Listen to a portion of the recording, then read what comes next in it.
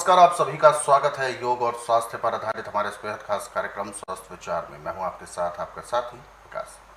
दर्शकों, स्वस्थ विचार कार्यक्रम एकमात्र ऐसा कार्यक्रम है जिसमें आपको रोगों के बारे में सटीक जानकारी दी जाती है। रोगों के लक्षण कैसे आप पहचान सकते हैं, अपने शरीर में होने वाले बदलावों को ठीक प्रकार से एनालिसिस कैसे आप कर सकते हैं कि जो भी परिवर्तन हो रहे हैं या जो असहजता आप महसूस कर रहे हैं उसके पीछे कारण क्या है और उसके लक्षणों के आधार पर आप उस रोग का एक तय कर सकते हैं कि कौन सा रोग है और फिर उसके मुताबिक आपको क्या उसके उपचार करने हैं। वो सारी चीजें आपको इस कार्यक्रम में बताई जाती हैं और इन सभी विषयों में हमारा मार्गदर्शन करते हैं जाने माने असाध्य रोग निवारक गायत्री सिद्ध पंडित श्री लक्ष्मण दास रतन भारद्वाज जी।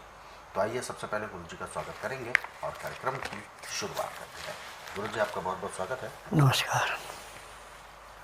ये कार्यक्रम आप सभी के लिए हम लेकर आए हैं ताकि आप अपने रोगों को जड़ से दूर कर सकें, अपनी समस्याओं को, अपने शारीरिक कष्टों को आप स्वयं हल कर सकें, उसका उपचार कर सकें। और इसीलिए आप सभी से हम अनुरोध भी करते हैं और आपको याद दिलाते हैं कि जब भी आप इस कार्यक्रम को देखने बैठें, कॉपी और पेन साथ में जरूर लेकर बैठें। जो भी नुस्खे उपचार आपको बताए जाएं उनको आप लिख जरूर लिया करें। तो आगे बढ़ते हैं और शुरू करते हैं आज के मुख्य विषय पर चर्चा। गुरु जी, आज के इस अंक में हम ये कार्यक्रम डेडिकेट कर रहे हैं तमाम उन माताओं को, उन बहनों को जो गर्भवती या तो होने वाली हैं या हो इस समय हैं गर्भवती। ऐसे में एक सबसे बड़ी जो समस्या आती है गर्भ के दौरान उल्टी और दस्त का होना। बहुत कम है, सामान्य है, तब तो कोई बात नहीं, परंतु ज़रूरत से ज़्यादा यदि उल्टी और जो दस्त होते हैं या इस तरीके की समस्या होती है तो ये कहीं ना कहीं गर्भ को नुकसान देने के लिए भी हो सकती है। क्या कारण है कि एक उल्टी आना और पेट खराब हो जाना और इससे क्या क्या नुकसान हो सकते हैं और उपचार क्या होंगे? देखिए, गर्भिणी को कभी भी उल्टी दस्त लग जाए तो उसमें बच्चे खंडित होने का पूरा चांसेस होता है। अब इसको 100 में से 80% औरतों को ये रोग होता है। अब वैसे तो हमारे पास सैकड़ों नुस्खे, परंतु नुस्खा वो ही अपनाना चाहिए जो सबसे आसान हो। सबसे आसान है इसमें बेल का। आप बेल चाहे पक्का मिले चाहे आपको कच्चा मिले, सुबह उठ के जब उसको उल्टी को मन करने लगे तो दातन कूड़ा करके 5 ग्राम बेल का गुद्दा, पका हुआ वो ले लें। कच्चा है तो बेल को पहले पानी में उबाल लें या आग में भून लें, फिर तोड़ें। गुद्दा नरम हो जाएगा, मीठा होगा। बीज निकाल दें, गुद्दे के अंदर मलाई मिला दें। यदि मलाई नहीं है तो फिर उसके अंदर एक इलायची के बीज पीस के मिला दें और उसको खिला दें। 2 घंटे बाद फिर ऐसे खिला दें। अब ना उसको उल्टी आएगी ना दस्त आएगा। आंतों में जो उसका दस्त आने का कोई भी किस्म का नुस्खा था उसको बेल और इलायची बंद कर देंगे। अच्छा, उससे दस्त बंद हो जाएगी? दस्त भी बंद हो गया, उल्टी बंद हो गई। उल्टी भी बंद हो जाएगी, दोनों बंद हो गए। और ऐसे भी दस्त नहीं आ रहे, उल्टी आ रही है तो उसको भी बंद करेगा। और बेल आपको नहीं मिल रहा है तो हरा धनिया 10 ग्राम लें और धो के उसकी चटनी बनाएं। 3 दाने काली मिर्च पीस के डाल दें और 1 गिलास पानी में घोल के 2 चम्मच शहद मिला के उसको पीने को दें या कुज्जा मिश्री मिला दें। उसके पीने से अब उसको उल्टी नहीं आएगी। परंतु ये क्रिया 2 टाइम करनी, सुबह और शाम के टाइम। और खाना हल्के से हल्का खाना। छने हुए आटे की रोटी नहीं देनी, धुली दाल नहीं देनी, छिलके वाली दाल, चोकर वाला आटा। और इसमें गेहूं की रोटी नहीं देनी। बाकी सब अनाज दे सकते हैं, क्यों गेहूं की रोटी पचती नहीं है जल्दी, बाकी अनाज जल्दी पचते हैं। इस बात का ध्यान रखना है। और खाना फटाफट नहीं खाना, बड़े आराम से खाना।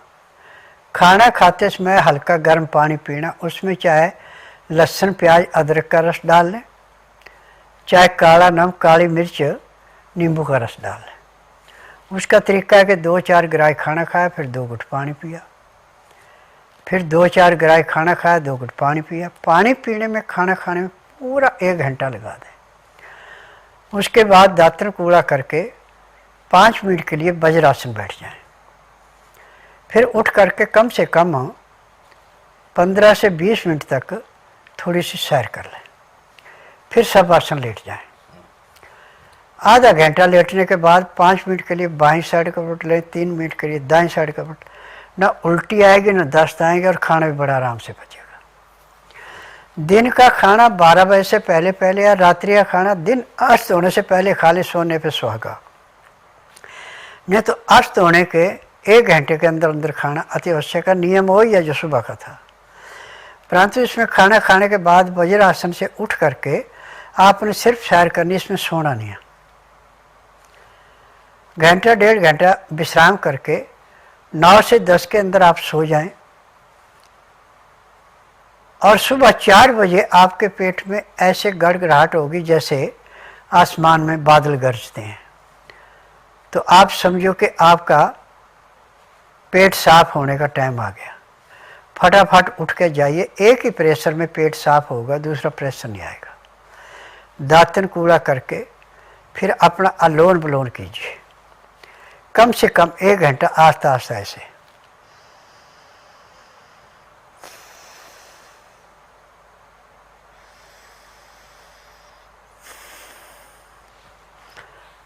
आपको कोई तकलीफ नहीं होगी।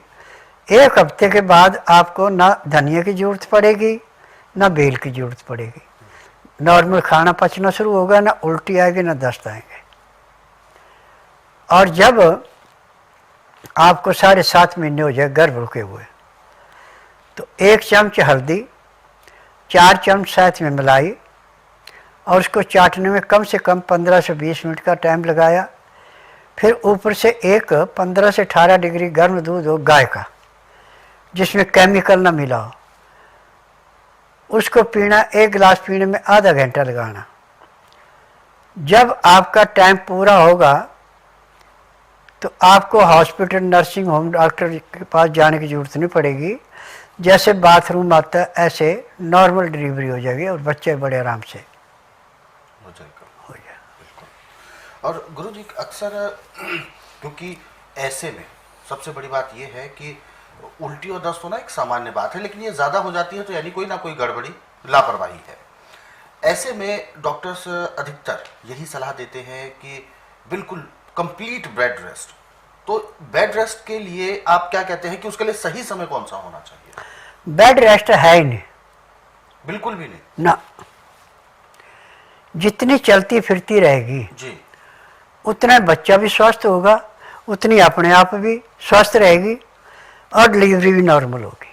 क्योंकि ऐसा एक लॉजिकली, देखिए मेरी बात सुनिए, इन लोगों ने थ्योरियां पढ़ी हैं, इनके प्रैक्टिकल है, मेरा प्रैक्टिकल है।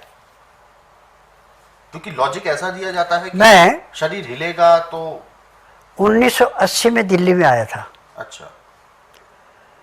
और 1980 से लेके आज तक मैं 10,000 उन औरतों को बच्चे पैदा कराए हैं जिनको डॉक्टर ने कहा आप संतान पैदा नहीं कर सकती हैं, आपका अंडा नहीं बनता है। मर्दों कह दिया आपके शुक्राणु नहीं, बच्चन पे। अब शुक्राणु भी बन गए, बच्चा भी पैदा हो गया और नॉर्मल डिलीवरी हो, घर में डिलीवरी हो, हॉस्पिटल नहीं जाना पड़ा। घर में ही।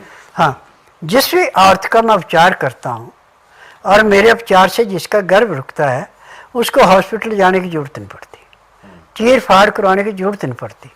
नॉर्मल डिलीवरी होती है, उम्र चाहे उसकी कोई भी है। बिल्कुल।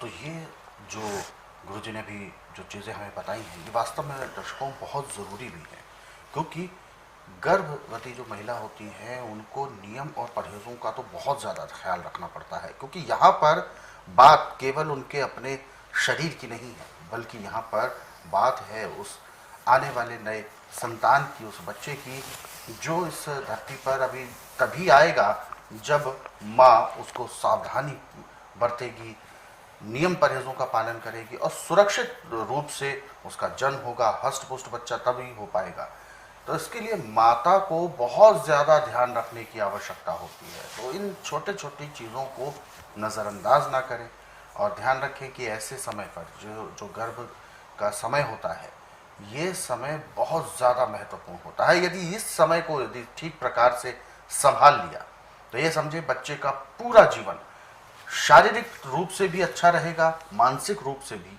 बहुत अच्छा रहेगा। तो ऐसे छोटे छोटे नुस्खे उपचारों को पढ़ने के लिए आप स्वस्थ विचार पुस्तकें अपने घर पर ज़रूर मंगवाएं। हर एक गृहिणी के पास ये पुस्तकें होना बहुत ज़रूरी है। अपने खाली समय में इन पुस्तकों को आप पढ़ें। इनमें जो भी चीज़ें बताई गई हैं उसको आप ज़रूर अपने जीवन में अपनाएं और समय आने पर उनका सही प्रयोग करके आप अपने आप को अच्छा और तंदुरुस्त रख सकते हैं। पुस्तकें मंगाने के लिए हेल्पलाइन नंबर पर आप कॉल कर सकते हैं